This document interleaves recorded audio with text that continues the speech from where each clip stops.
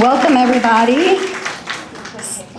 So glad to see you all. We know there's so much to do here, and time is so limited, so appreciate you coming here and learning and investing in yourself today, because that's really what you're doing. AI is huge.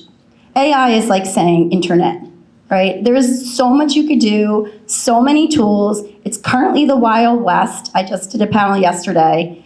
Really, it's really hard to analyze. First of all, if you don't have an understanding of it, what do I pick? What do I use? The exciting part is the three of us are creating technologies and doing the work that's associated with what you do. So think about that. It's niched for what you do, the needs you have, the struggles you have. So, and also a lot of the work that we're doing changes and grows. So all your feedback, you have power, you know what you do, you know how things are done. New features on our products are done all the time. So always feel that you can reach out to us at any time for us to improve your lives with different tools. So I'm going to introduce our panelists today. We have myself. I'm Jennifer Smiga, the CEO of Ultraviolet Agency. It's a digital marketing agency based in New Jersey. My work focuses a lot on the SEO, answer engine optimization, how do I get found on ChatGPT when someone asks for a designer near me or a product. That's a lot about what I do, your digital presence and how it gets found. And then we have with us Beth Chau today, who is the CEO and co-founder of Material. I'm gonna have her introduce herself and talk a little bit about what she does, which is a lot of everything, like a lot of all of you. But one thing to say about Beth is she's really committed to her customers, her designers. She's even here supporting them today, so. Thanks, do you want me to go? Okay. I'm Mary Beth, obviously, I should have said that. And I own a company called Material. So you all may have experienced your projects scattered across a lot of different applications or tools, spreadsheets, things like that. And Material connects it all together. So we are a platform that helps you deliver projects, collaborate with the field, with the builders. Cheryl yesterday told me an amazing story about how she did that. And so that's really what we do. So, yeah. Great, thank you. And Jenna, you say Jennifer, my name is Jennifer. Jenna Gaidusek. Gaidusek. Yeah, see, this is the problem, because I asked her to say it correctly because I've been saying it wrong for years, and she's so kind and doesn't correct people. Too, so. Yeah, so I asked her and I still got it wrong. So Jenna, please tell us about what you do. How many have seen her face somewhere? Yes, thank you. A lot of you are probably here because you've seen her face and you know she's a trusted resource. Brands really trust her to come and educate their customers. So we're thrilled to have her here. Thank you. So hi, I'm Jenna Gaidusek, and I teach AI for interior designers. That is my website. I've been doing it since November of 2023, and I also am an interior designer. So my previous company before this was called eDesign Tribe, and I built basically a community of 5,000 designers on Facebook starting in 2018. Practicing virtually, I love visual communication, and that is why I kind of created and retrofitted this rendering program and community and education tool that was then acquired by My Doma Studio in 2022. And then I worked with them, taught rendering for a couple of years, and then I was like, I gotta teach this AI stuff. So my job is to keep up with all the things that are relevant, and I still take on clients because I think that you can't speak about it if you are not doing it yourself. So I am taking on a few, which is a lot. And I think, again, I'm going to reinforce this for you today. Again, Beth worked at an architecture firm, and Jenna had her own design business. Very important. It's really key because a lot of the prompts even that you use, like the robots don't know what to do unless the expert feeds it the information. So again, if you're looking at tools, look at the people behind the tools creating them. So today, just to give you some key takeaways, we're going to learn specific AI tools for lead generation, client communication, and visual creation. We're going to understand practical workflows you can implement immediately. Listen, if you leave here and you do one of these things, pat yourself on the back. That's amazing. Walk away with a curated resource list of recommended technology. One of the cards that I actually have on your seat is a checklist for how to get found online and things you can just immediately do. So that is free to you all to kind of use. Gain the confidence to use AI as your competitive advantage. You're all already at an advantage because you're in this room. I'd like to take a quick survey real quick before we dive into the presentation, which this is not your regular panel. What we're doing is we're breaking up our areas of expertise and covering it. Throughout, once we do this, please raise your hand if you have a question. We'll come around and take your question. We don't have to wait till the end because I know a lot of you want to go on quickly to the next thing, but we also will be here. So if there's something you feel you want to ask because you don't like to raise your hand, we will be here after. So my first question for you all is, raise your hand if you're using AI tools. Okay, great. Raise your hand if you know how to use that AI tool. Awesome. Raise your hand if you're paying for a lot of tools and don't know what you're paying for. All right, good. I love it. We have because there's lists. I mean, we even have our own lists. Yesterday I talked about keeping a list and audit, time you put into it, time that you're saving. Even if a tool is free, it's your time on it. So that is still costing you money. And last question before we dive in, who here is using it for visuals, to create visuals? Who here is using it for operations, streamlining operations? That impresses me. All right. How many are using it to optimize their website to get found? Okay. What does that even mean, right? Yeah, that's my area. I get the wishy-washy. What is this thing? Okay, so we're going to dive in. Clarity over chaos. It sounds like a lot of you are more educated than the average bear, so really feel free to raise your hand again throughout this. All right, really right now, this is just some stats and numbers to give you an idea of like how fast things are changing, right? Again, people are saying, like, who are these people, right? But 20 hours saved per week. And this is a generalization based on all industries. This isn't really based specifically on you. So maybe more or less. I would say more, especially if you're using visualization tools. You're working 2 times faster, and 62% of consumers use AI to research service providers. I would tell you right now, Google has lost about 36% of its traffic because people are just going to ChatGPT or Perplexity or places and asking for businesses. So it's a real change. And then there's 400 million plus weekly active users across AI platforms. And use case replacing cobbled together tools. That Frankensteining of using a lot of different tools, I don't know about you all, I still feel a little bit like a Frankenstein. So hopefully these 2 women could really help you with that as well. They have amazing tools that combine a lot of this work. Thank you, Goldman Sachs. That's who this report is from. All right, how professionals are using them. You all gave your feedback to us, so that was super helpful. Client communication. My project manager / operations director spoke with me this morning. She said, I wrote an email today and it actually sounded like AI, but I wrote it. And I said, oh my God, what's happening to you?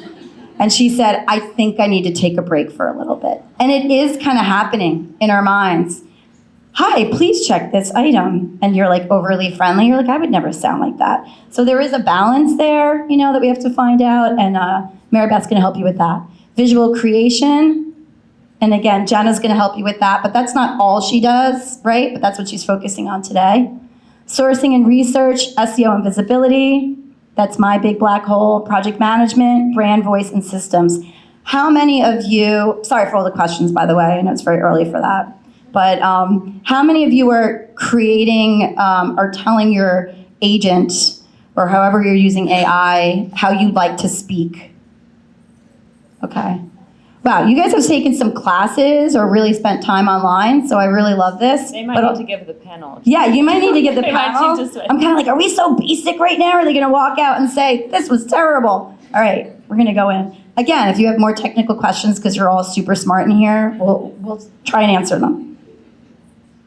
All right, This is Mary Beth's turn, right? We're going to talk about the structure behind great client communication. And I'm going to kind of lead you so that you don't have to, can you turn your head? I don't want everybody to have a neck cramp.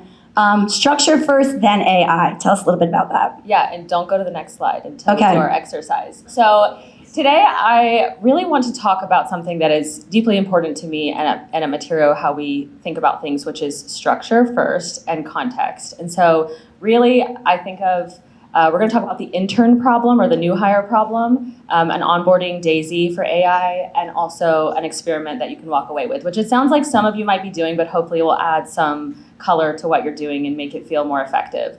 So I want you to close your eyes. You're going to get lots of questions, I guess, today, and you're going to have to close your eyes. So close your eyes. All right, everybody, close your eyes. I'm looking. Okay, and I want you to envision a world where your firm operates perfectly. Your clients don't question your invoices. They pay your high design fees that value your time. You build things quickly. Everybody's on the same page. You're bringing in boatloads of money. What does that look like? Like you're on top of the world, right? Take like 5 seconds. Let's think about that. Next slide, Jen. Is this what you look like? You can open your eyes. Literally, I just put this prompt into Gemini, and that's all I gave it, this bottom prompt. And I didn't even tell it New York City, which is where I live, and it put me on top of the world. Why is our New York is not sign me. apocalyptic looking, though? I don't know, right? It's kind of crazy. So this is what AI will give you with no info. I think I said, like, yeah, there's a light suit, a power suit, right? You need a power suit. So this is what we think of when we think of, like, how we use AI. It's this magical tool, really. Like, it can do these incredible things. And we sort of like see that hope, especially, you know, when we're learning about it, we think, oh, it can do this thing, it can help us talk, it can help us visualize. But then we think about running our business, and we go to, probably ChatGPT was the first one people kind of got on board with, like my mom is on ChatGPT, and then, and maybe even my dad now. And then like, you know, there's all these other platforms now. I personally use Claude. But you can go to the next one, Jen. So you go and you're like, okay, help me run my business. Like, what the heck does that mean? If you were to give that to one of these AIs, you would be going back and forth. Like, it could help you, but you would be going back and forth a lot. And I kind of relate this to, you know, bringing on someone new. So another poll for the audience here. Have you ever hired an intern or maybe a junior designer? Raise your hand. Anybody like scaling your team? Okay, high, I need them high. I need to be able to see who doesn't drop them. Okay, have you ever, nope, keep your hands up. Have you ever given your new hire your client's cell phone number and said, go run the project on day one? Keep your hand up if you did. Becky's slow to lower her hand, so that's okay, Becky, we've all been there. But the point Becky's is, tired. She's like, just do it. look, I've been there. Did it go well? Okay, great. You hired a really good person then. Okay, so what I want to talk about, the next slide here, is really about AI is like an intern or a new hire, right? So if you first like throw everything at it, likely it's not going to know everything about you, and you want to give it context. So context is so important, and really it has to be taught. You know, like, again, just like you wouldn't give your intern, this is, you know, go do the job. You would say, this is how we operate. These are our standards at our practice, right? This is how we engage with clients. This is our voice. This is how we deliver proposals. And so you would give your new hire all of that context in order to eventually have them making decisions for you. And so when I think of AI, I personally think of it as this new hire that can do so much if you train it properly, but you have to take that time to invest in that new hire and make sure that it's what you want it to be. I'm going to ask you a question here. Of course. I'm going through this process now. Yeah. The tools and systems. Yes. Like And how to do like, this? This is your tech stack.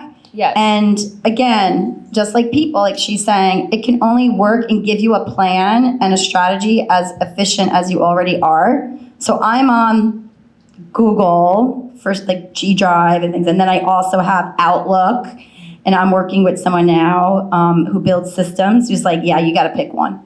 Yeah. So tell us a little bit about that. Well, yes, you need to pick one, and maybe Jenna has more on this. I would say first,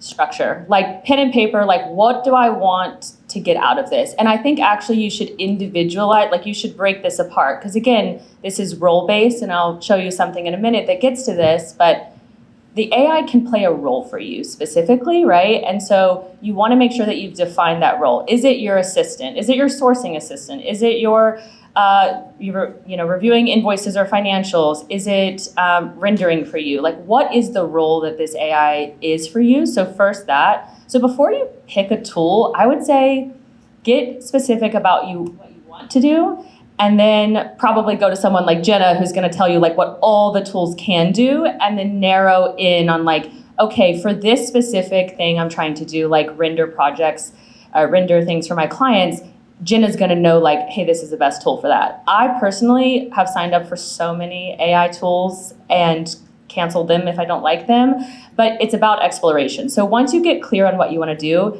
I think don't narrow in yet if you can. I will also say maybe don't like spend hours and hours and hours like going down a rabbit hole. Yeah. I'm going to add, when you're trying to figure out what tools you use, what your tech stack currently is, because we're paying for a lot of stuff and we forget about some of these subscriptions. Yes. And I do a Canva flowchart. So I like to do like a mind map. They're already in there as templates, but go ahead and just How many of you use Canva? Excellent. I Great. figured half the room was at least. So you can also do Google Notebook LM if you want to see a nice flowchart mind map from like a voice or, a written word. But for me, I'm very visual and I like the control of it. So I like to mind map the flows and then try and figure out what am I using for this? What am I using for that? Does this tool overlap here? And can I consolidate? So Heck yes. Structure. Oh, someone has a question. Do we have a microphone? I know they wanted a mic if someone had questions. I can. Or you can jump ask them, up. we can repeat. This could be my exercise plus the 500 miles we're going to get today too, right? This question is for Jenna. Jenna, can you give us an example of what your mind map might look like with a few of those tools? So first you start with what tools you're actually paying for and what they're doing for you right now. She's handing the mic back to you. And so I like to just start with what do I pay for every single month? What am I in every single day? What is everybody on my team inside as well? That's one of the first things I do when I advise as well. I say, first of all, what tools is everybody doing? What's their role as a human? And how, where's the overlap in those tools? So I like to make it colorful, branded, and then I go subcategories with that. What's the task? Is there overlap with that task and the skills that these tools have? She's not organized at all. Like, you would never get that. Sometimes, guys, this is not an everyday thing. And I feel like that relates to like an accountability chart for your business. Yes. Like, I don't know if you all have an accountability chart for your business, but it's like who's doing what, who's responsible for what. It's very similar. It's just, again, And doing a lot it of with this, tools. it's up here. We don't really put it out Right. into a mind map, and it's really helpful to see it with us being visual. Can you give me some specifics about what you might use, what tools you are using or you're recommending? Sure. How about when I get to my slides? yeah. Absolutely. And by the way, all of us have classes, and like we dig really deep into all of this too. So there's going to be, Jenna has a whole certification program. So next slide, you ready? Next one. Okay, so I want to relate this back to something that you all know this, client decisions. So I'm not even gonna ask you to raise your hands. You've all had to go through getting client decisions if you're a designer. And just like with AI, this is what we call the decision daisy. Essentially, this is 4 things that you have to have in order to get client decisions, right? If you put something in front of your client and you don't tell them what it costs, whether it's for the whole room or the thing. If you don't know if it fits the space, right? If it doesn't have a design fit or aesthetic with the project or with your aesthetic that you've been kind of selling to them. And if you aren't gonna get it on time. So we can't ask clients to make decisions without these things, right? Or there'll be lots of back and forth. So I like to relate this, we can go to the next one, Jen. This is an example, like if we send a long email and it has 20 things on it for our client to approve and we've sent them 6 different emails over the course of 2 days, they're going to be like, wait, what is this, what is that, right? So we wanna have a system that has context. And on the right here, this is just an example of Materio's client interface and their approval process, but it allows your client to have all the context that they need to make these decisions, like the fabric on the chair, like the pricing, like what else is in the room, whether you're doing it individually or on a proposal, and also spatial. So Material has a floor plan and you can map all of your products to that floor plan. So this is just two contrasting examples of when we want to get those confident decisions, we give them that context. Can I just say, this is a beautiful interface, and Oh, it thanks. was obviously not designed by a tech bro. It was designed by somebody that knew what they were talking about. Yeah. Maybe a few tech bros. No, we have no tech She's bros on our married to team. she's married to the tech bro. Yeah, no, but he's not a bro. He's like a super nerd. Yeah, super If you nerd. have any technical questions, I'll put him on FaceTime afterwards in the designer lounge. He's babysitting this weekend, so he might be a little distracted. But yes, thank you, Jenna. We've studied very deeply what designers do and what design and build teams do, and so we've built the interface for that, and actually primarily from the client's perspective originally. So we've got all that context there. Okay. I feel like so this is the daisy, but for AI. So again, we're thinking about AI as a new hire, and we're thinking about what we want to give the AI. And so what we want to think about here is the role, like I mentioned before, the voice. So what are our standards? How do we talk to clients? Are we kind of stringent? Are we strict? Are we super sweet and like casual with them? What tone do we use? What phrases do we use a lot? Our process. So like Jenna said, like mapping out that process, understanding what you're doing right now and being able to give that over, and then examples. So always giving examples of maybe the last 10 to 15 emails you've sent to a client, your proposals, and we'll get to an exercise in a second, but all of this information that you have as running your business, you want to be able to give that to the AI for context. So just quickly, how many of you are using Claude? So they have a project knowledge. I pay for teams. I don't know if you could do that for individuals, but it's a great place to feed all this information. And then in ChatGPT, you could do that as well. So Yeah, but we're not really using ChatGPT anymore. No. I'm just gonna say that. and if you have questions about that, and Jenna, yeah, You can ask Claude. you can ask Claude why ethically you would not use ChatGPT. And also, once you build something, if you were using ChatGPT, like I did for a long time, I had one of my projects in there that I use daily. And when I decided not to use it anymore, all I did was ask it for a prompt to give another AI. And it gave me exactly what I needed to transfer over to Claude. So you can do really powerful things. And you don't have to stick with one of these tools if you don't like it. Like, that's the beauty of it, actually, is you can ask it to give you what you need. I'm going to just add to that real quick. That's why you want to back up any information to something that you own, okay? And I'm going to include cloud storage even though you're not owning that. So like a Google Drive, a Dropbox, the important documents that you might get in a conversation, take them out of there, okay? Don't just leave them in your large language model right now, because if you ever do want to go somewhere or if you want to use that as a reference document, you got to be able to own it and take it with you, okay? Great advice. Okay, so this is really just kind of the exercise that I was going to give you guys. You sounds like you're all pros, so I don't know if you're going to need this, but this is essentially making your first project in Claude. Again, you can do this in any platform. It sounds like Jen and I both recommend Claude for general AI use. We're gonna have a mass exodus to Claude after this event. So I feel like, I'm just going to say, like, ChatGPT, I went to it the other day because they launched the new render thing, and it was like, tried to be friendly, and I was like, okay, I see what you're doing. I see what you're doing here. But okay, do you want me to talk about this? yeah, let's go. And there is a QR code here. Yeah, and, that's just to follow us, and then if you DM us AI scripts, we'll send you over something about setting this up. I'll send you an example. But why don't you mine. quickly just kind of run through this? Yeah. Sure. So what we want to do, I think the biggest thing when setting up your brand voice and sort of setting up your standards is to first get the information. So if you're not already, record your calls, and if you're not taking your calls online, like maybe it's a team meeting in person, just set up your laptop and open up Zoom or Google or something where you can transcribe or record that call. Do that for about 2 weeks. Like, take in as much information as you can, even if your standard is not online. Again, even for a design presentation, if you're doing that in person, I would like set up a laptop and record or use Plod Pin or something. Jenna probably has a great tool for that. And your phone natively has it now on a lot of phones, I guess especially Samsung. Get that. Okay. Well, do that. Maybe tell your clients, obviously, if you're going to record the conversation, always. But do this because what it's going to do is give you information about how you speak, the way that you talk to your team, even hints at how you're operating inside your business. And then you're going to get the transcription if you don't already have it. And then you're really going to give it all to Claude, and you're just going to ask Claude to tell you, how does this person speak? Like, what are the patterns you see? What are the key phrases? Like, it's going to be able to analyze a lot of that data for you. And then you can work with it and massage it, and over time, make it what you want. Yeah. Oh, no. Oh, I was gonna say, and then you create a project, which is super easy. In Claude, you just hit new project, and you add all this context in. You can actually add in also examples, like documents to it as well. I won't go too far, but like you can put that in. So definitely try it. I also add it as a skill. Yes.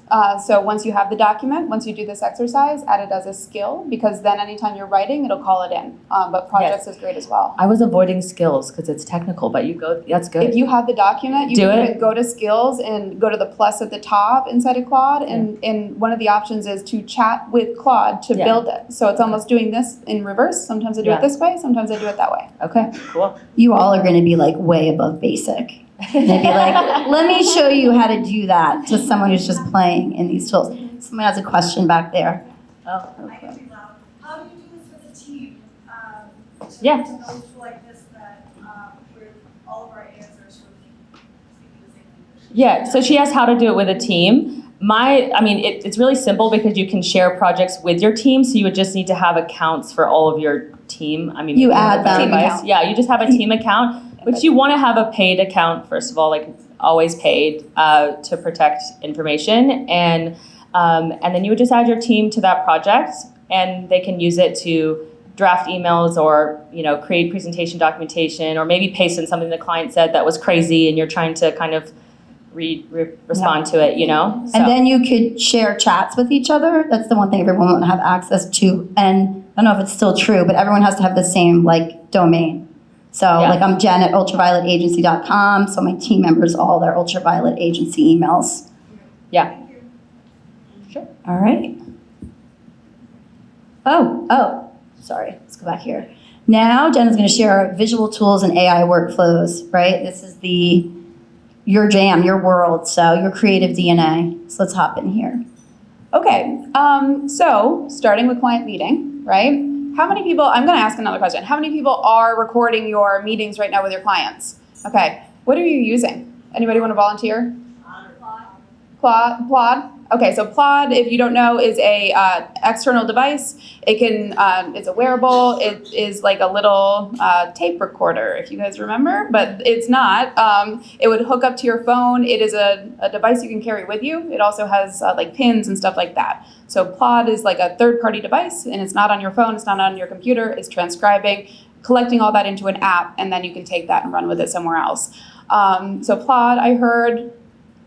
Otter, okay. Fathom Q. Oh, that's a new one. Okay. I don't pay for these anymore because they're already built into my phone. So that's a waste of money. If you use Google, you already have Google Meet. If you use Zoom, you already have Transcriber. That's been doing that forever. If you use Microsoft, I'm sorry, you also have inside of Teams is transcribing. Pick a lane. It's Gmail is the lane. I am picking. The reason why Gmail and why Google Suite is my preferred option is because Gemini, which I'm going to talk about, but Gemini is inside of all of these things. So it actually all starts in my calendar. That's my availability. So that eliminated Calendly, Acuity, all of those things. You can also collect payment through Stripe if you wanted to. Shows exactly when I'm available across all my calendars. Client sees that, books it, we meet in Meet, it records the transcript, the video, sends it over to my Google Drive. Inside my Google Drive, I pop up Gemini in the corner and I can chat with it. I can say, remember when we met last year, 2024, and I have a transcript of that? Just pull all of that and our meetings since then. It's all in my Google Drive. It can How many of you aggregate use it all. Google Drive? Yeah. It's pretty cool. You can now search, be like, find me that document from 2020, it's better every day. Like, 3 months ago, it wasn't as good as it is today. Just in the past 2 see you weeks. Outlook. Yep. It was crappy, which is why I went with Outlook. Powered by but ChatGPT. see you later. Yeah. Right. Yeah. Ah. Yeah. Okay. Now you know. Design boards. Yep. No, wait, wish list, Gemini, we're on. So I take a lot of my meetings and I summarize them to be able to create images. Or I just take the transcript and say, I need some inspirational imagery from this client meeting, from any notes. You can also take a picture of your notes if you're a handwriter, want to have it extract the text. You can do that, put it into a document for you, and organize and categorize your ideas, okay? So many different entry points, but the goal is also always to be able to take the words that come out of our mouth and make brand voice guides out of them, or SOPs for this is how we onboard a client, this is what we do next, etc. But then, we can take that information, turn it into conceptual design boards and some other things, material boards, that type of stuff. I do it a little bit differently. So if you want to go ahead and go to the next slide. And the last one was product renders, because your neck Thank will you. I literally cannot. fall off if Yeah. you have to go that far. Yep. Okay, here we go. Okay. Who's using Gemini for your images right now? Nano Banana. Okay. And it's okay, right? Like, you have some long chat conversations sometimes. Sometimes it just blatantly ignores what you're asking for a lot of the time. So having those conversations is frustrating. You get one image and you better hope that it's right? So I have been building apps for the past year using Gemini and other tools too, but I basically go wholesale, we'll say. I go direct to the source, I go to the developer area, and I create whatever I have in my mind. I created 3 apps last night. I was up till 3 a.m. because, high point, I just cannot sleep. There's so much going on. Yeah, like me too. I was up till 3 a.m. You too? No. Oh, okay. I was like, I should just message Yeah, you no. back. No, I was not. So I made 3 apps last night, but because you have an idea and now it's that easy, okay? But I'll say it's that easy. I think for people that have a little bit of a tech background, like it is, connecting it to certain things, you might have a struggle. Give it 6 months, okay? For some of these little things, if you have an idea, you want to harness the power of Gemini, it's becoming more and more accessible to do this. So what I have here is one of my apps. You'll see it's fully branded up at the top here. This one is for inspiration. This is a prototype I'm working on right now just because I got sick of making 1 image at a time. I wanted to make 4 at a time. And I didn't want to pay for Midjourney anymore, so I canceled Midjourney. So Don't you love people like her that are just like, I hate this, I'm going to figure it out, and then we all benefit from it? No seat at the table, I'm going to build my own. That's what it is, yeah. So here, just a little quick prompt for you. This one says, design a living room using universal furniture collection. So it said, here's all the generated images. Let me know if you want to adjust it, okay? I keep playing with this. I keep adding new features. I keep just saying, oh, well, I wonder if I could do this. I wonder if I could do that. So I make these just because I need them, okay? This is the future. You're going to be creating bespoke, customized, branded experiences for your team. Not, let me go to that chat, have endless conversations, use this interface that I don't love because it was made not for visual people. Like, that's what held me off from Claude for a while, because I was like, this is so codey looking. It looks so technical and it wasn't pretty. So I make pretty things that I like to use. So whatever that means for you, okay? And the technology is getting better and better. So the way that, labs, if you can ever explore labs inside of Gemini, that's all the stuff that they're working on. So check that out because, man, it's about to blow up. We're going to see some cool stuff. And I know there's a little bit of pushback right now about AI-generated images online, but if you feel like you just don't want to post the image, like you can talk about, you'd be like, listen, my mind was up till 3 a.m. I have these designs, these concepts. I was able to use AI. Look what I did, use the green screen, show it, talk about it. People are going to look at your ideation versus the fact that you just posted an AI image without any story behind it about what you did and put into it. Always. It's a tool. It's a way for us to visually connect with that client and future clients. So we're telling the story behind that. There's a few other slides here about this too. So here's the output, okay? So also I watermark. I put my watermark at the bottom instead of the Gemini watermark. I just love that. add mine. That's amazing. So they can put their design, Yep. studio, because you're owning these images. Mm-hmm. Yep. And always disclose, right? There's my disclosure. That's AI. okay? One other thing, you'll notice that I never use other designers' work. I do not steal from you. You shouldn't steal from each other. We have a professional standard that we need to uphold, okay? So we don't go to Pinterest. We don't take other designers' images.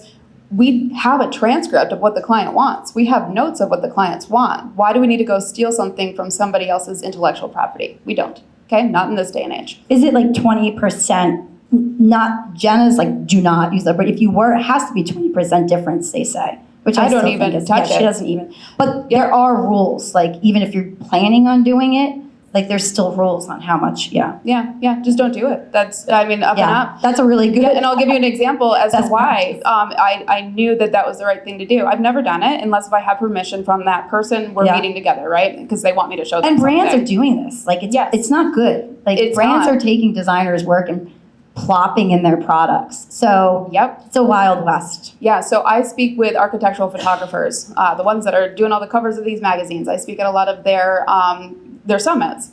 And one of them, somebody said AI for interior designers, which is my brand, it was in this little group and they were like, this person had stolen my photography. They did not have licensing for it. They changed something about it and then reposted it. They thought it was me. So the people that were running the conference reached out and they were like, was this you? And I was like, nope, I can tell you for sure because I've never once taken somebody else's image without their permission. So I'm getting off track here.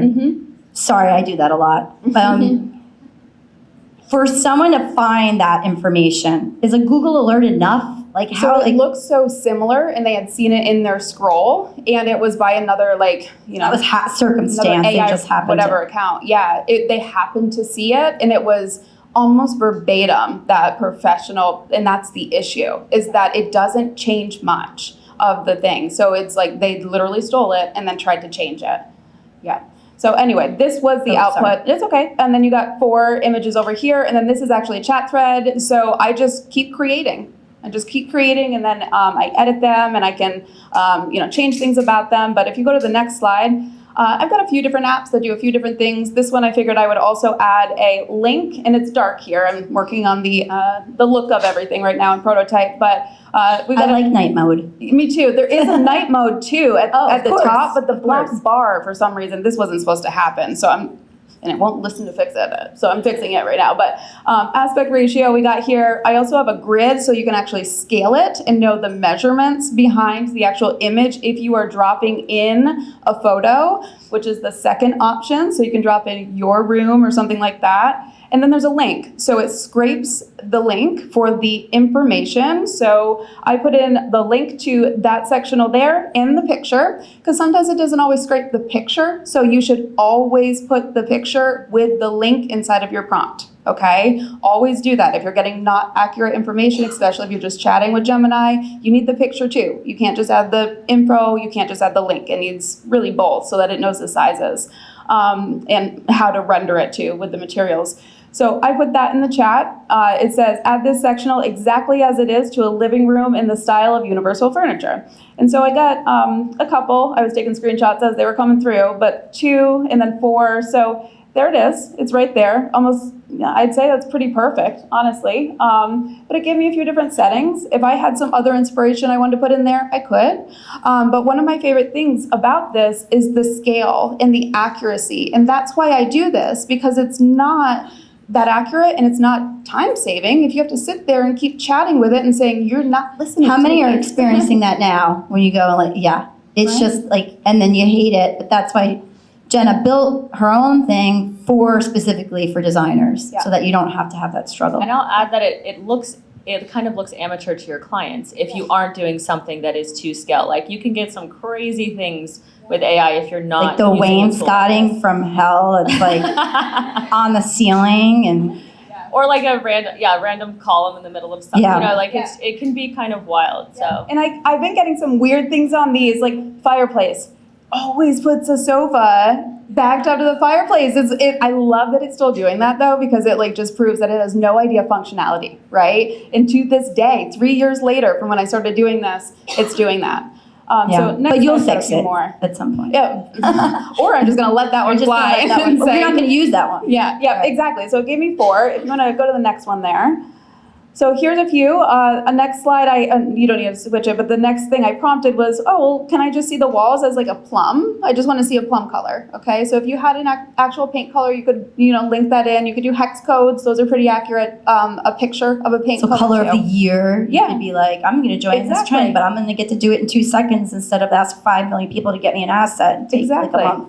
Yep, Yeah. change your island color in front of your client on your own branded app, right? Think about that. Like, you're not going to a third party. You're going in your real time on your tablet saying, oh, let me go to my custom app and let me just visualize that for you while I'm right here. Oh, you like that material? Like from your finished board? Let me drop that into the plan so I can show you what that looks like. I don't render.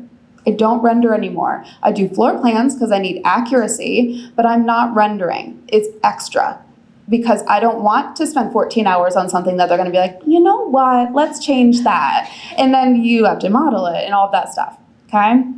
So here's another option. So this is another app that I had created, just a few different results for you here. This is one that basically takes your fabric, scrapes for the website, grabs your repeat, grabs your pattern placement, all that stuff, scale. You grab the picture, you grab the frame, fetches all the frame info, and then it applies the materials. You can do lifestyle shot, you can do your own picture, or you can do something like this. How many people have sat there on Photoshop trying to render an image of a sofa in a specific fabric? I do it in 90 seconds. Okay, and then I can change it, I can move the pattern, I can change the repeat, whatever that is. I like the texture just comes across so beautifully, which And it also pulls is all hard that. to, yeah. It pulls that data from when Yeah. it scrapes. I don't have to add anything in, as long as it is a public-facing site. Now, agentic is a whole other story, and that's where we can go behind the scenes with the password-protected information for trades, not talking I think about we that have a today. question. Yeah, I have a question. When you say you created an app, I'm a little confused. Are you just saying that you're prompting Gemini or? No, this is Gemini, and it's my entire interface, and I go to the developer studio inside of Gemini and create it. Okay, and then you prompt it to, so it knows what you want. Yeah, it's a live app. Yeah. Yep, exactly. All right, thank you. Oh, Stephen Schrank, you have a question? Are certain file types required from the manufacturers in order for them to render? The best file types to render are typically just a really nice clean photo. If you can get something with a really, if it's a repeatable fabric, you want to be able to make sure that you have a nice scale on that and that it's accurate, in the colorway and everything. So He's with a stone company, so he's probably thinking marble. So a lot of them Yeah. have not so great outside pictures with that. A lot of variety, especially with marble and like the natural characteristics. Anything with really good lighting that you can apply to this would be really great. Yeah, it just can't be dark. It really needs to be as accurate as humanly possible. No specific file types. Oh, well, JPEG. Architecture. You can really kind of custom build your own options. There's so many different file conversion types that you can do inside of these tools now. There are limitations, but I think you can do a lot of them at this point. Yep. And again, I really like to stress that we're all building. So if you're a user and you need to reach out and say, is there a feature that you're thinking of? I'd like this or that, or because there might be, if enough people need that thing, they might invest in building it as part of their app. And just so you know, I don't like to promote myself when I'm up here, but these apps are all included in my certificate program. And I build them for us, and I want to get feedback about, what do you need? One of the ones I'm going to show you here in a minute, I did get feedback from somebody, and that's how I built it. This one is one that I needed for creating paint color palettes. So this one's available now inside of the certificate program, but basically you take a photo, and I'm not showing you the whole interface right now, but you take whatever your inspiration photo is, or this is where the feedback came in. I had some designers that said, well, I don't maybe necessarily have a photo that I want to use to pull in a paint color palette. I just have maybe some paints that I want to list or some ideas. So there's another option where you can import something that you might already have as a document, a spreadsheet, or voice clip it in and just say, here's what we're looking for paints. And then basically what it'll do is either take your written or verbal information or the image, spit out color palette with the paint brands that you have selected that you want to use. I've got a few presets there. It'll give you hex codes, Pantone equivalent. It'll give you matching paint color, trim. You can change the finish. You can also add notes to it. You can entirely customize every single paint on your spec sheet, and then you can export it as an image like this. Who's sick of finding paint dots for your color boards? Okay, 30 seconds, all right? Grab these, you got your hex code, you got your paint. I also have a PDF export that has a little bit more data, and then a CSV, so a spreadsheet that you can put wherever you want. You can do multiple rooms at a time, multiple palettes at a time, download them in bulk or individually like this. Because we needed it. That's why I built it, out of necessity. So going back to what you said, you think about the things that you want. Where are your bottlenecks? What would make your life easier? And if you say, I don't have time for that, you do, because you're spinning your wheels right now, trying to figure out the solution and not just going, oh, maybe Gemini can do that. I'm gonna click that diamond up in the top right corner of my Gmail and I'm gonna try and make an image today, because that might save you 3 hours and it was worth it. Okay, so try it. I made this entirely in Claude. The thing that you guys have today, this is brand new. I'm going to be doing it this summer. Down to the QR code, which I hope still works. But There's cards, there's codes Yep. for material. Entire and thing. The deck slide that you see here, branded. It's a skill.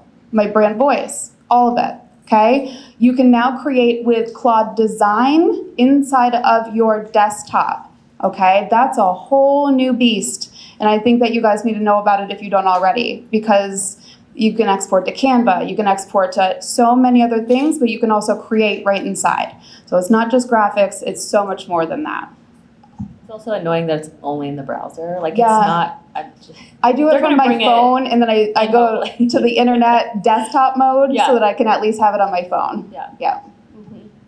Any questions? So you mentioned quite a bit about you creating it. I'm sure there's a team potentially as part of that. Why are these men asking women these questions? Sorry, guys, sorry. Sorry, I had to go there. No, it's just me. I had to go there. And then Dixie over here is helping me assist with that. Yep. So the reason I ask that is there is, I think, a lot of that information, I agree wholeheartedly, but it is a lot of the people who are running the business sometimes in it, Yes. doing it. And I feel, and actually we've used Materio for the last 3 years. Great. And one of the things that I'm curious about is when you have a team, especially if you team Gen Z around that, they are very adverse to using AI Yeah. for good reasons. So how do you, in that conversation, get it out of you doing it and the team using it? Because that's something that I think Building the most- apps? What you say? Are you saying the team to build the apps or to get them to I use think it it? means adopt too, and then getting Yeah. the younger generation to adopt, I guess you I said. love Is that what it Gemini. is? I love Yep. it's all great. Mm-hmm. But the more use of that, what you're talking about doing, there is a lot packed into that, Mm-hmm. and you have to want to use Mm-hmm. it. So I think that's, Material has been great, I don't Yep. love that, but it's Yeah. been 3 years, and we're in our third year, and I finally have a team who's Good. interested because they're getting it. Yeah. So- And that's one of the corporate issues right now is that everybody's Yeah. throwing all this AI at everybody and saying, go use it. And they're like, with what? Like, where do I even Yeah. start? You know? So I create pretty interfaces. Yours is beautiful. And that's probably what's enticing to your entire team to actually use something that is intuitive, right? These tools are clunky and it's a deterrent because they think they might be replacing them, but also they're not entirely user friendly and they don't come with a lot of information to actually get the job done. They're like, what do I do? Where do I And start? let's not forget, the industry is being disrupted right now. We're talking about major corporations spending trillions of dollars, and they're like, I don't know if I'm making money. Like, we're at a real standstill right now. I think the point is, you build your team, right? Hire slow, fire fast, right? The rule, to be blunt. I'm a business owner here, but I have people that stay with me forever because they believe and trust in my choices. So you also have to establish that and hire the right people. And then do what you're comfortable with, right? Like, And I think buy-in. I think it's Yeah. buy-in of a team, but also buy-in of the rest of what we have in the industry, because as we've seen with using Material, we don't always have the buy-in of the contractors, and they're still Yeah. using spreadsheets that they don't. Yes. Contractors are the last one to adapt. I'm building Yeah. some other things right now to hopefully bring them in too. I mean, they're Easy. also the same way with products. I was mean, gonna ask yeah. what your real challenge is. Like, can you try to say it one more time really The succinct? buy-in. So I think having buy-in, and I know not that all of you don't look young, but I feel like we're in a room where the age is above a certain point. Yeah. Where we're all trying to figure out how to make these things work for us. Yeah. Similar to how to bring a team, have employees. That buy-in, it's not always because it's fun to you. It's often because they don't want to use it for social reasons. You brought up ChatGPT versus Claude. Across the board, they may not want to use either. So I think, and I sound aggressive in my tone, actually, No, I know. I'm actually genuinely curious. And how have you brought the tools to them? How did you present them? So, Materio, we brought in, and I know that's not AI. What's your name, by the way? I'm sorry. I feel like I should have met you. Eston House Design, so we've been talking Oh, about yes. bringing St. Louis. Yes, yes. Hi. Welcome. So I think at the end of the day, when we're talking about these things, we brought material in. They didn't think we were going to use it. As owners, we were, oh, you guys aren't going to do this because all the inputs is going to be on us. And one of the things that we found was the more that we started to use it and then do it and then be able to say, yes, we can do it. It took 2 years to be able to get them even to buy into it. And actually, Hannah, who's here with me, she's celebrating her year with us. She's probably one of the first team members who's ever been in our office actually understanding, oh, when you tell me Gemini can do this, look at all the things we can do. And oh, wow, now I can present it to the client. So she's experiencing that in a different way, whereas other team members literally won't even pick it up because they don't want to use AI. I have a thought here. Have you given your team members enough autonomy to experience the problems that you felt as a business owner? Good question. Yeah, autonomy in our office is one of the things that sometimes, I don't want to say that I'm not mean, because I'm sure they would disagree sometimes, but we've had this conversation now at day 3 of market. We really strive as an office to include people to the conversation. The pushback sometimes in our very small office can be astounding to those new members where they're used to the boss. I hate being called the boss. Yeah. Because we are a team. The same way when you walk into a room and think, oh, you're a decorator. No, I'm not. We do design work. There is, and there's nothing wrong with decorators, by the way. But when you have a master's in architecture and you're working in construction and basically you're the man walking into the room where everyone is like, oh, you're the decorator. It's very frustrating. So one of the things that we have constantly done is try to share our experiences, but also try to build that team. And we also have people coming into their profession for the first time, not always interested in figuring out how to do things. They want to be told, but then also not forced. Yeah. Well, I asked that question because I think if, as a business owner, you've felt the pain of like all the moving parts and all the things, and you've been doing this a while. So if you can give your team even micro experiences that allow them to feel the difficulty of moving between things, or to feel the benefit of AI in a simple way. And actually, I'm really excited about how we're thinking about integrating AI into Materio, because there's so much relational intelligence we can get out of all of the conversations you're having with your trades or your team, or how your client's reacting. Like, all that context is there, right? So eventually, I hope that that can be integrated into the tool where you can even say to your team, hey, this is telling us where the project is going, and like where you're doing a great job with the client and engaging, and how you should do more of that, and maybe how you should pull back in this area,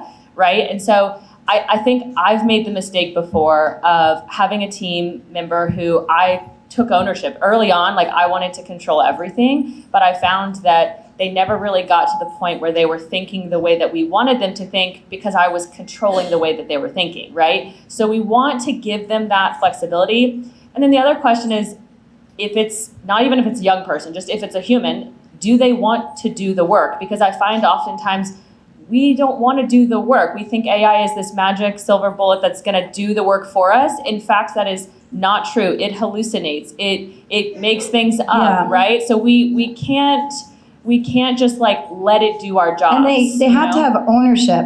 Yeah. I have a Gen Z son who's in the music industry, and he is like, wow, AI, like oppose this. But then Dolby, which is a major company and is using some of that technology in music, he's going to use it. But when he has ownership of the way something feels and looks and starts from the beginning, there's more invested there. It doesn't mean he has to use it in everything he does, but he sure as heck better know how to use it. And then on top of that, the ethics. having an understanding of it. Like, we're all experts in this room. We know what to tell the robots. Let's forget this generation. If they're going to come right out of school and start using the robots and we don't guide them and give them the experience. Like, you have all the experience to give to your team. They need to have that first before we even throw them into AI. Like, they need to understand what you do for a living, your problems, to your point, your pain points, because I worry that we're going to lose a whole generation of experts because we're just like, oh, go in and learn what the things do. So we have big problems, I think, in general. Yeah. I'm just going to add one other part, and I know you got to get to this.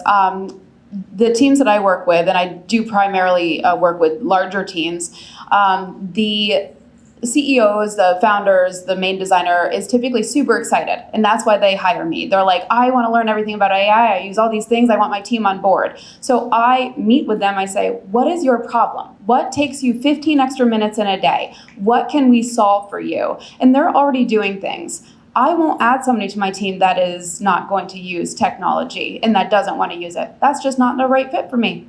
And that's it. I just won't hire them. That's it.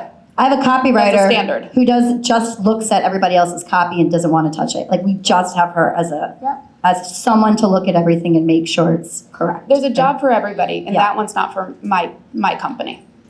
So now we're going to tie the third part of this, right? And none of our work is any sort of order. We just broke it up, is SEO, right? People, they're using AI to search for you, to look for you, and AI doesn't know your name, or knows your name, or it doesn't. Have anybody looked for yourself in any of the AI platforms, right?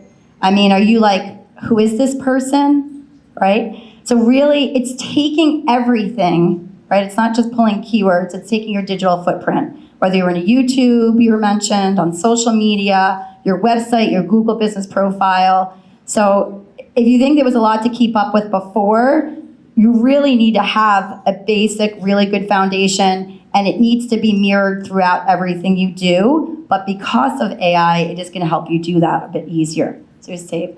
So the old way was a beautiful website and solid SEO. How many of you have projects on your website with no descriptions or text to describe everything? Right? You're just like image-based. Or they don't know because they didn't build their website. Yeah, or they don't know. I get a lot of like people that come to me like, I'm not being found, but I had these gorgeous images. And I'm like, well, your photo on your site for that room is AA422.jpg. Like, that's what you uploaded for that portfolio picture. The robots don't know what to do with that. They don't know how to read that. They don't know how to serve that up for someone looking, right? Unnamed JPEG portfolio files, static brochure sites, AI way, AI readable copy with your point of view. Again, using the process that Mary Beth spoke about, photos named with descriptive file names, completed optimized Google business profile. How many of you have your business profile, have updated, have images? Right? If you're gonna leave here, just do that.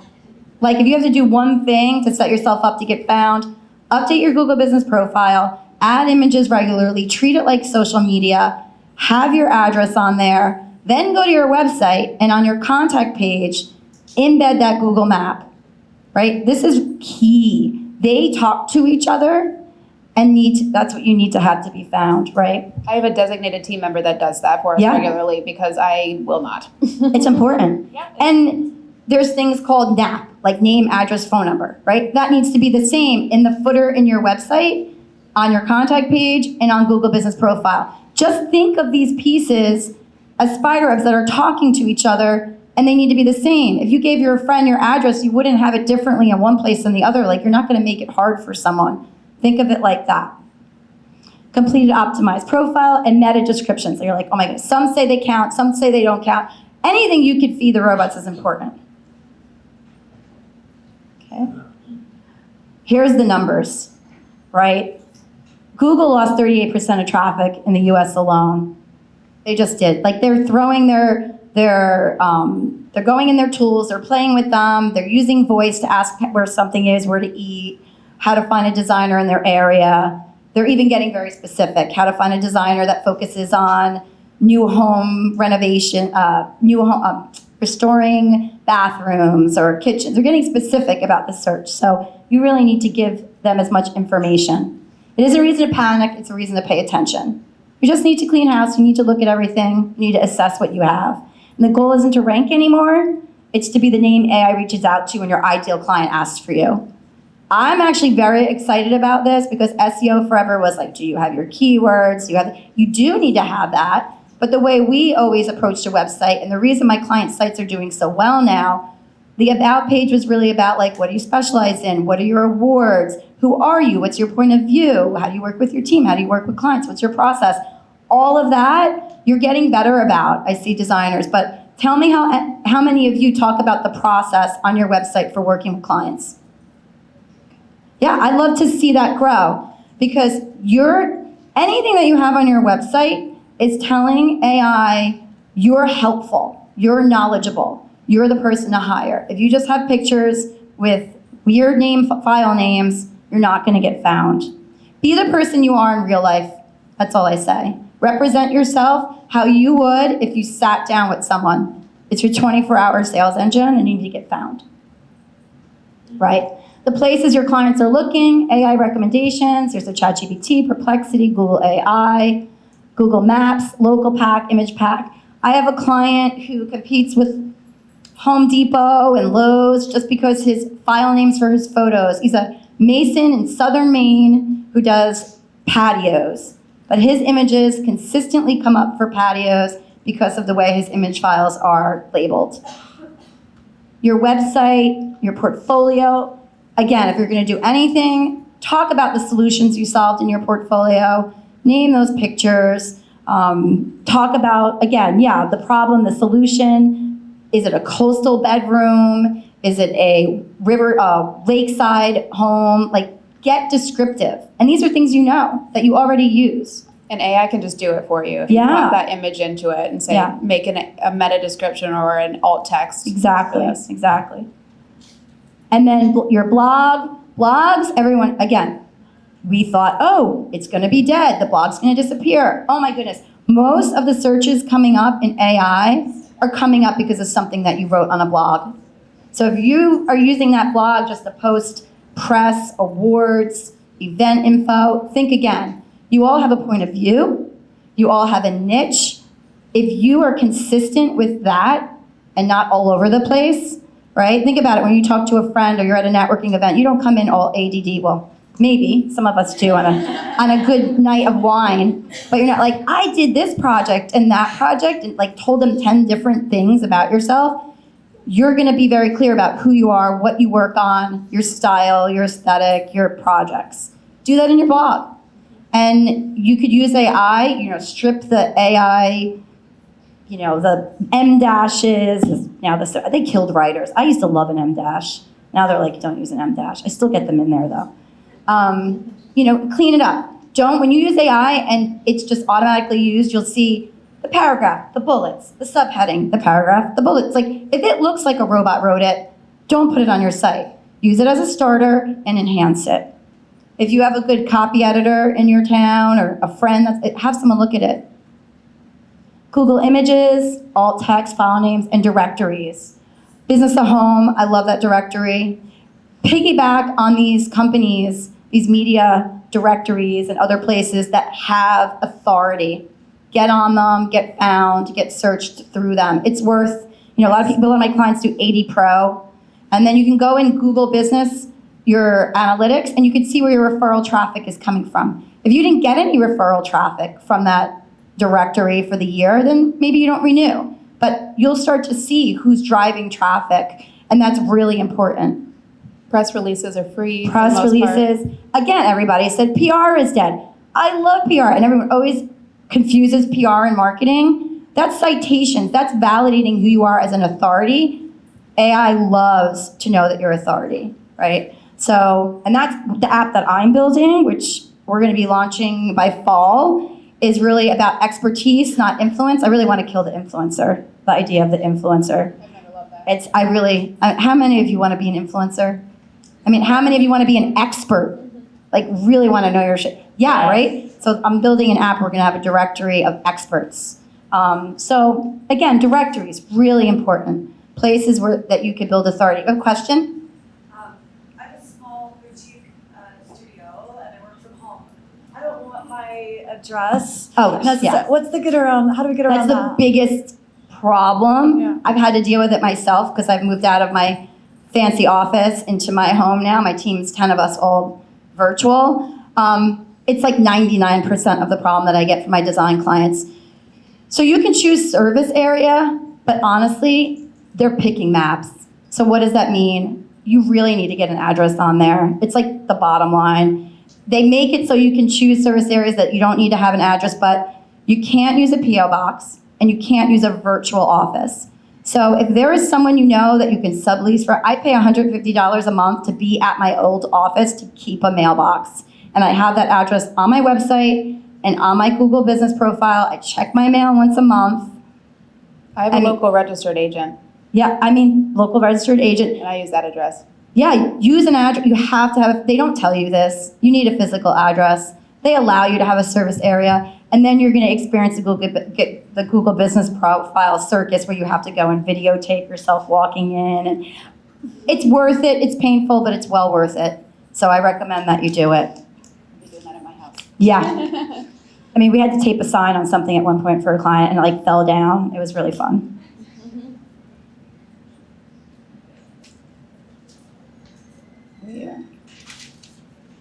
So classic Google search versus AI search.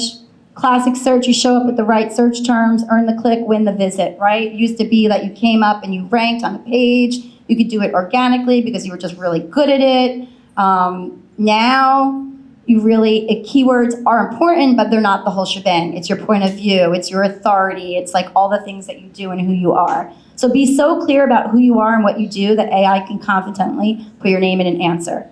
AI rewards clarity, consistency, and proof. If you're posting on social media and you do it like 2 times a year, I'm not saying do it 5 times a week, but if you decide 2 times a week I'm gonna do it, 1 time a month I'm gonna blog, do it consistently. There's something about the consistency, again, that tells the robots they're committed and they're doing it this same time all the time.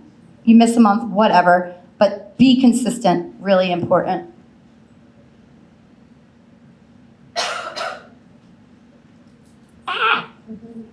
So here's an example of a search, right? This is what it looks like when Google AI recommends a designer, source specific and decide. This is a client of ours, right? They recommended this designer in Bloomington for her search, and you could see all the things that came up about her because we provided enough information. If they don't know about Susan Yealy, she's provided more information in her resources, on her blog, on her site, very clearly define these things, her focus, her projects. Do you see what comes up and is served when you have information on your website? This is so valuable. It was a year of building information on our website. It didn't happen overnight. Just make a plan, build out chunks that you do every month, and then at the end of 12 months, you can have something like this show up when people are looking for you. And this search was looking for interior designers near Bloomington for mid-century renovations and show project examples. She had that, right? ChatGPT search doesn't give a list of links, it gives a recommendation with reasons, right? So your work, your specialty, your location, all fair game. Recommend interior designers near Bloomington, Indiana for mid-century renovations and show project examples. I'm getting pretty specific in this ask. She still comes up when you search, but like, we want to think of those people. These are your people. Is there a better chance they're going to convert and become a client? Yeah, heck yeah, because you really showcase what you do for them, what they're specifically looking for. And look, images came up because they probably the word mid-century in them. Okay. So the 5 things AI needs to recommend you. Think of it like the information a great referral source would need before they put your name out there. Again, if anything's fuzzy, AI isn't going to know what to make of it. The robots need to understand who you are and able to recommend you. They want to feel confident that they can recommend someone that really knows what they're doing for that question that was asked. And this is what's exciting, right?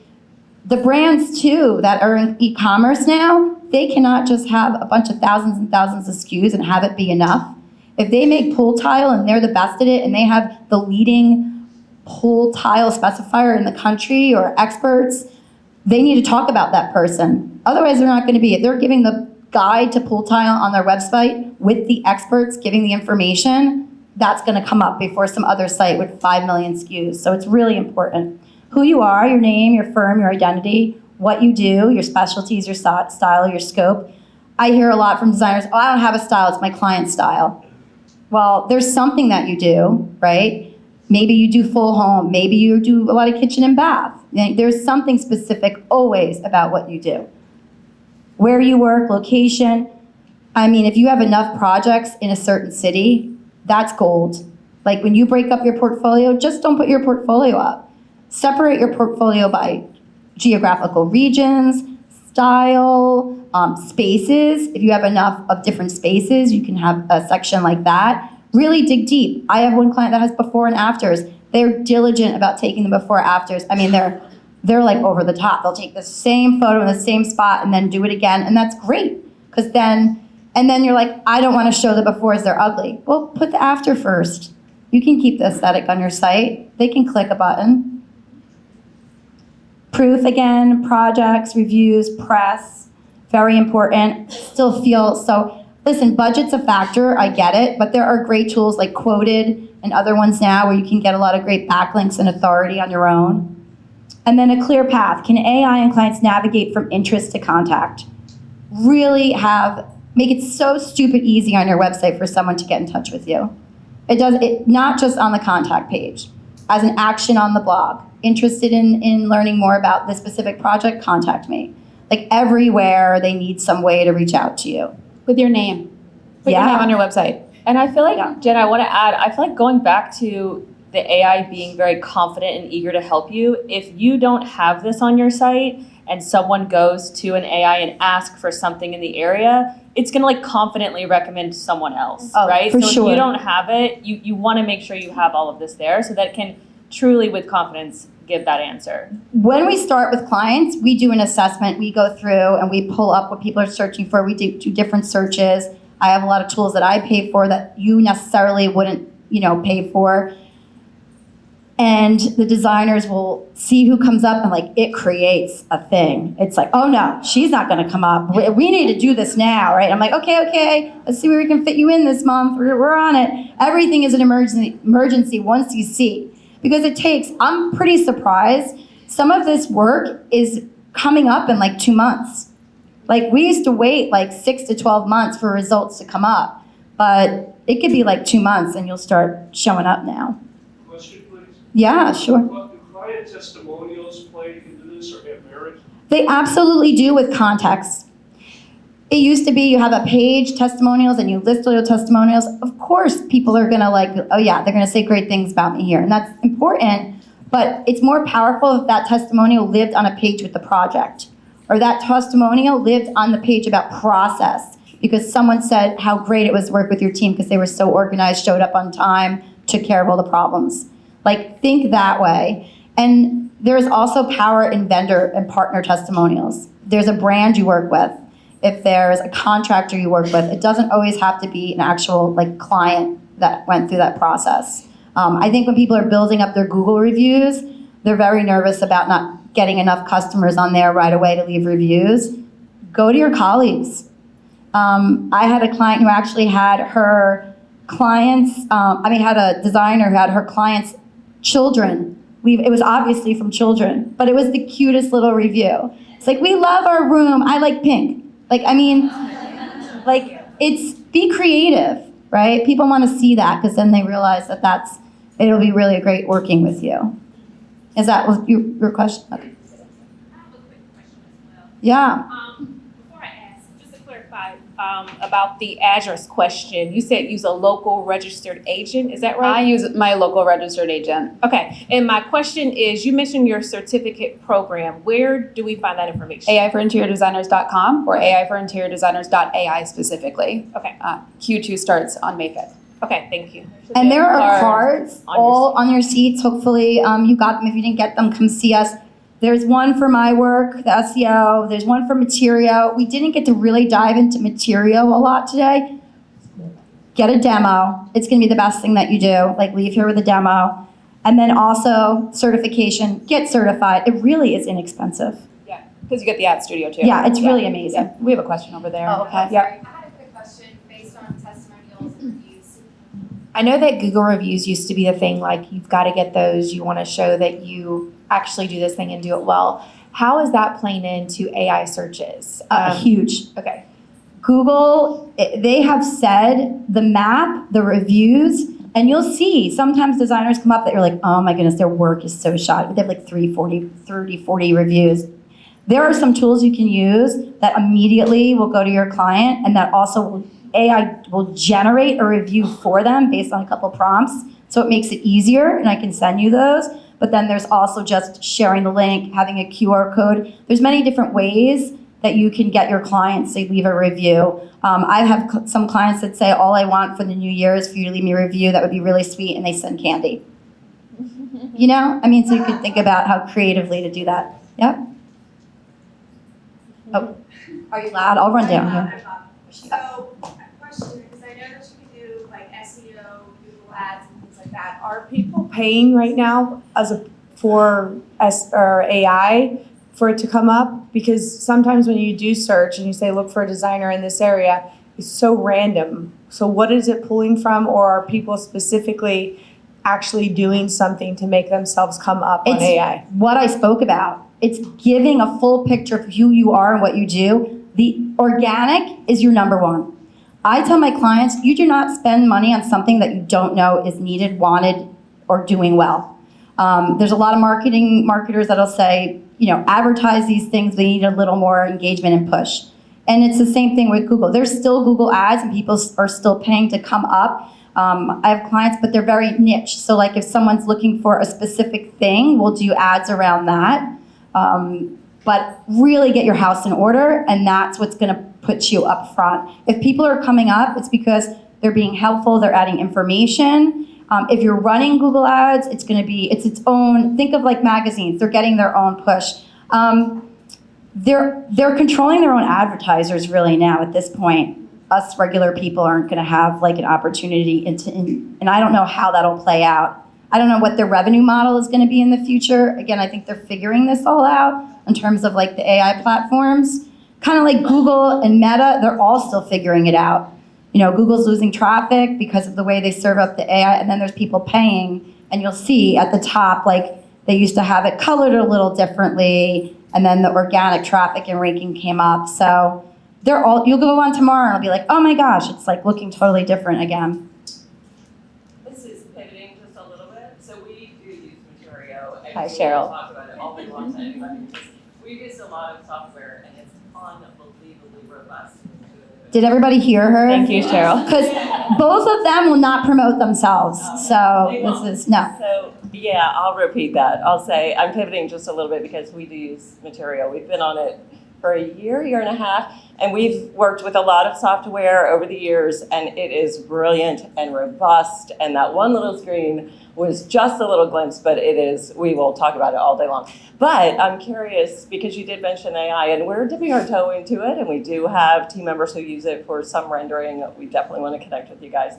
How are you seeing AI working in Materio and linking in, like the things you mentioned earlier were really interesting. Sorry, I teased that and didn't Your give teaser. you anything. No, I think, like everything we do at Materio, we take everything very seriously. We study, we ask our customers, we do research. We're not going to jump into anything. So first and foremost, we are not going to be like, oh, all of a sudden there's AI on the platform and you have no idea. You know, we're using it internally a lot right now to build internal tools, to make decisions, to move, like each of our team members, we have this amazing like marketing flow that goes through, like we just give it things and it just makes it happen. But I think when we think about putting it into Materio, I like to think of software as like reliable and rigid, right? So we can build a software, we can code it, and we can say it will have this outcome, a determined outcome every single time.